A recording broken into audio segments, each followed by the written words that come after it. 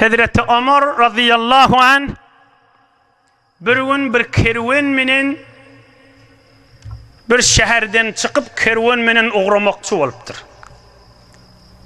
Kerwenin içinde Amr ibn al-As diýen sahaba da barmış. Hatta waradu hawdan. Aham mahul şäherden daşalypdyrlar. Hutan ulukon yatasuwamış. Bir havuz inne malgara suwa ýakylýandyr. Laçan näme bolsa bir çofan ya şol ulukon havuzun şol su yatasuwun belli mal saklayan bir adam da barmış.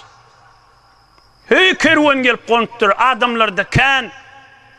Hazreti Ömer'in da Emirul Müminin halife wagtynda Allah ondan razi bolup Cennet-i Firdevs ata etsin Allah Taala. Kerwene dehret kılın diptir Hazreti Ömer. Aham sahabaların biri Hazreti Amr ibn al-As aydıptır. Cemaat dikkat edeyin. Ya sahibel havz.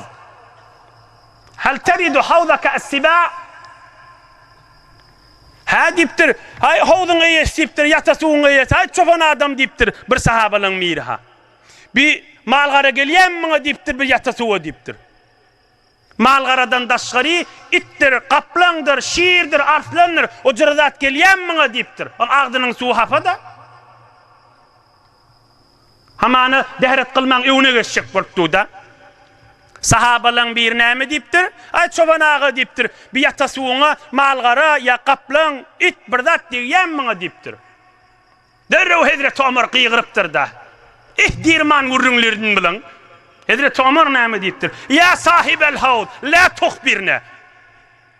Ey havzun eýet çoban dipdir. Ay dip ýörme dipdir, malgara giýirdi, giýirmedi. Kaplan gelli gelmedi. Kılıň dehretiňiz dipdir. Şeytan bizi oynamasın, ýuwun eder ýörer dipdir. Kılıveriň dehretiňiz dipdir.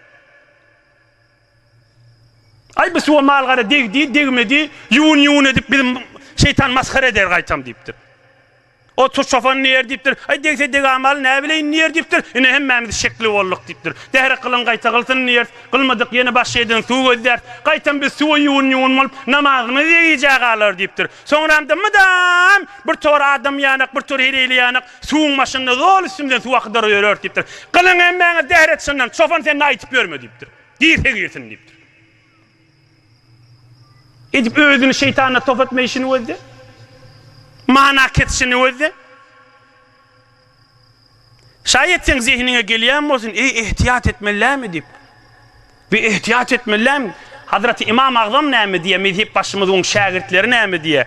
Kan suwdan çürüm ihtiyat gerek diýe, kılıvermeliler dehretdi. Hazreti Ömer şondan çürüm aýtdy diýe.